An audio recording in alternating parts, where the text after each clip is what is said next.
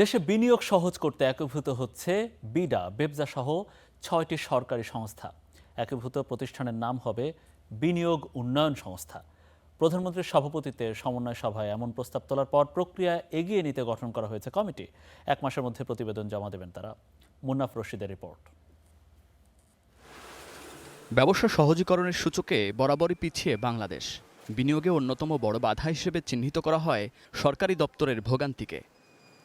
তাই গেল ৩০ মার্চ প্রধানমন্ত্রীর সভাপতিত্বে সমন্বয় সভায় বিনিয়োগ সংশ্লিষ্ট ৬টি সংস্থাকে একীভূত করার প্রস্তাব উঠেছে।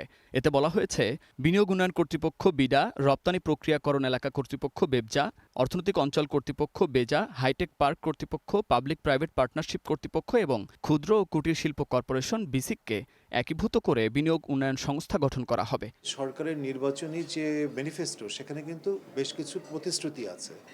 তো এখন আমরা যেটা দেখতে চাই সত্যিকার অর্থে যে এই প্রতিশ্রুতিগুলো কতটুকু সরকার আন্তরিকভাবে বাস্তবায়ন করছে, এবং সেটা যদি আমরা বাস্তবায়ন করতে না পারি, বিশেষ করে সংস্কারগুলোকে যদি আমরা আগাতে না পারি, তাহলে কিন্তু আমরা বিনিয়োগ পরিস্থিতি খুব বড় ধরনের উন্নতি ঘটবে না। একীভূতকরণের যৌক্তিকতা, আইন ও প্রশাসনিক প্রক্রিয়া, রোডম্যাপ, নতুন প্রতিষ্ঠানের অর্গানোগ্রাম তৈরিতে গঠন করা হয়েছে একটি কমিটি। ১ মাসের মধ্যে প্রধানমন্ত্রীর কাছে প্রতিবেদন দেবেন তারা। এই প্রতিবেদনের সুপারিশ প্রস্তাব বাস্তবায়নে আন্তর্জাতিক খ্যাতিসম্পন্ন পরামর্শক প্রতিষ্ঠানের মাধ্যমে পদক্ষেপ নিতে হবে। আগামী ২ জুলাই প্রধানমন্ত্রীর সভাপতিত্বে হবে পরবর্তী সভা। ইকোনমিক জোনস করা হয়েছে, যেখানে জমির প্রবলেমটা, এবং শুধু জমি থাকলে তো হবে না, ওই জায়গায় ইন্টিগ্রেটেড একটা সিস্টেম তৈরি করা, যেখানে বিনিয়োগকারীরা এসে কারখানা বানাবেন, প্লাগটা লাগাই দেবেন, সুইচটা অন করবেন, উৎপাদন শুরু হবে।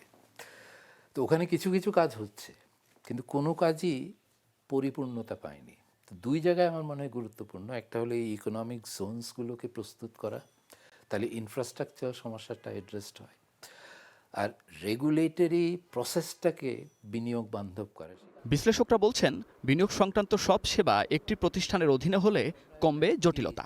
মনে করি যে না, এখন তো ধীরে সুস্থে। Munnaf Rashid, star news, Dhaka.